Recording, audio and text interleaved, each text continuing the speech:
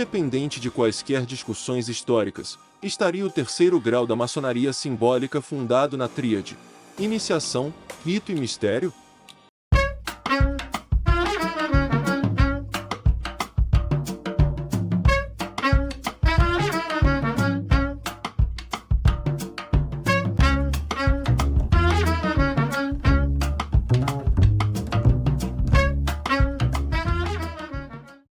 Quando falamos sobre a iniciação e o rito no grau de mestre maçom, é importante destacar que ele sempre teve uma natureza profundamente iniciática.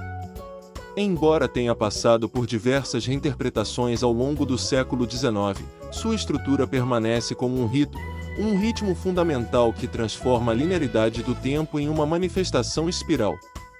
Cada volta dessa espiral nos leva a um nível mais elevado de significados. Não esquece de deixar o like e seu comentário, ajude o canal compartilhando o vídeo. Uma referência a algo parecido, capaz de ligar o terceiro grau ao ofício dos pedreiros numa tradição histórica, aparece nos manuscritos Régios e Cook.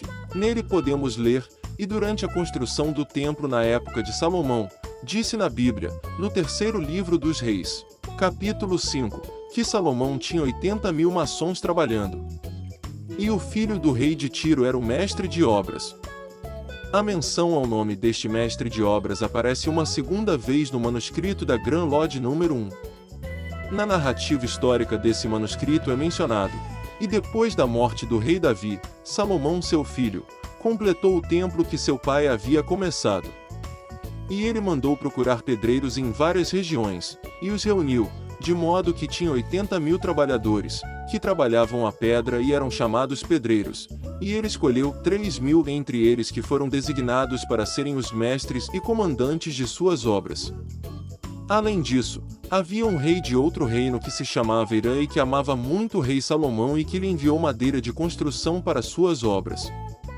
E ele tinha um filho chamado Eniuã, qualquer um, que era mestre em geometria, chefe de todos os pedreiros, e mestre de gravuras e esculturas e de todos os outros processos de construção utilizados para o templo."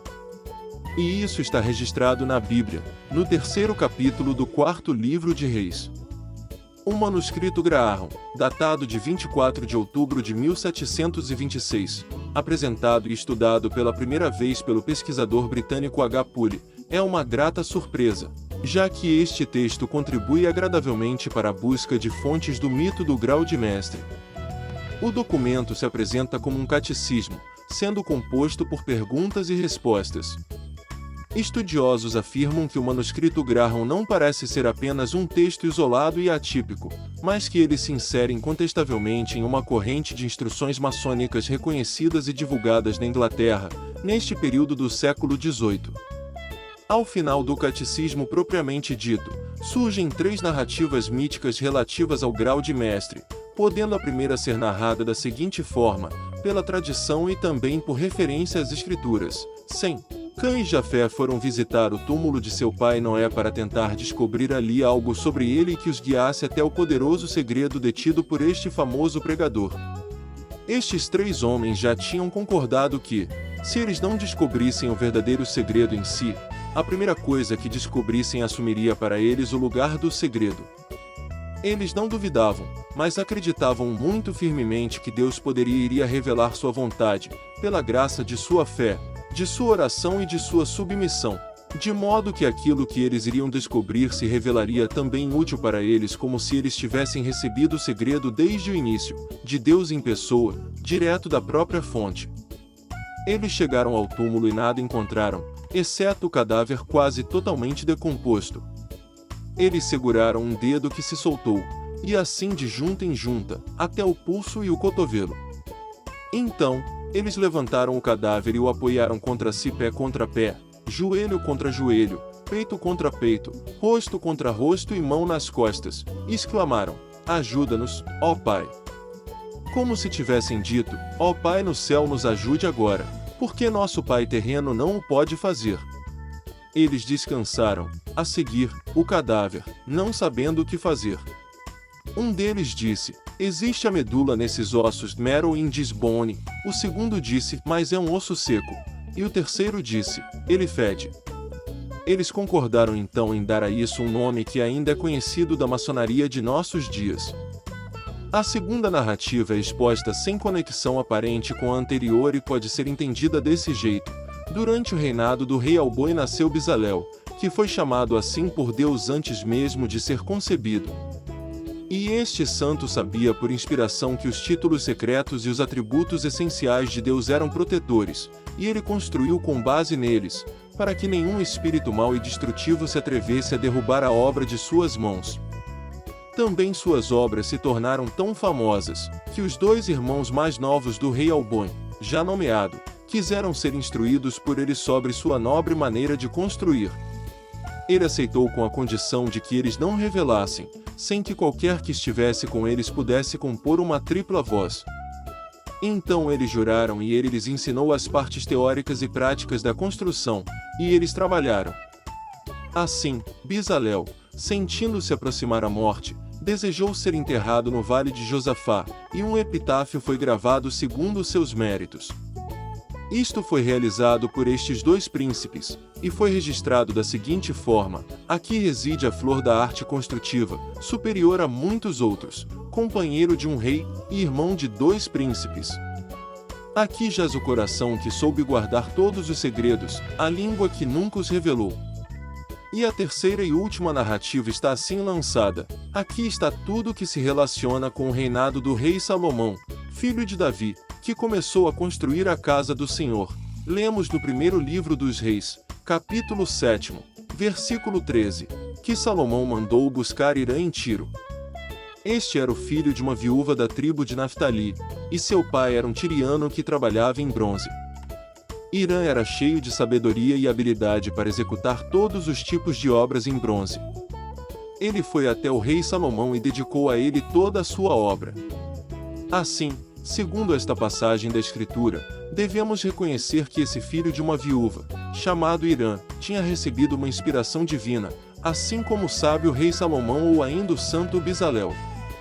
No entanto, a tradição relata que, durante esta construção, teria havido disputas entre trabalhadores e os pedreiros sobre salários.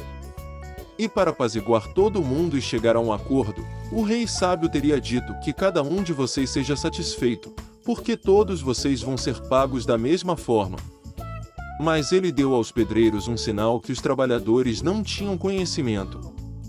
E aquele que podia fazer esse sinal onde salários eram pagos, recebia como pedreiro, e os trabalhadores que não o conheciam, eram pagos como anteriormente. Com isso, conseguiu apaziguar os ânimos. O trabalho evoluiu e progrediu e ele não poderia dar errado, já que eles trabalhavam para um mestre tão bom, e tinham o homem mais sábio como supervisor. Para ter a prova disso, leia os 6º e 7º capítulos do primeiro livro dos Reis. Você encontrará ali o maravilhoso trabalho de Irã durante a construção da casa do Senhor. Quando tudo acabou, os segredos da construção foram colocados em boa ordem, como eles são agora e serão até o fim do mundo. Se olharmos para trás, apesar da desconexão, poderemos enxergar grandes semelhanças baseado na montagem do quebra-cabeça. Na narrativa da história da maçonaria, mais especificamente, na segunda edição das Constituições dos Franco-Maçons, datada de 1738, quando o reverendo James Anderson faz alguns ajustes e correções na primeira edição, ele faz menção à lenda do terceiro grau, de uma forma bem rápida, mas já nos mostra o seu desenvolvimento. E assim, podemos ler, isso, o templo, foi finalizado no curto espaço de tempo de 7 anos e 6 meses, para o assombro de todos, quando então a cumeeira foi celebrada pela fraternidade de maçons com grande alegria. Mas a alegria foi logo interrompida pela morte repentina de seu grande e querido mestre, Irã Abif, o qual foi dignamente enterrado na loja próxima ao templo, de acordo com o costume antigo, das Constituições, segunda edição, 1738.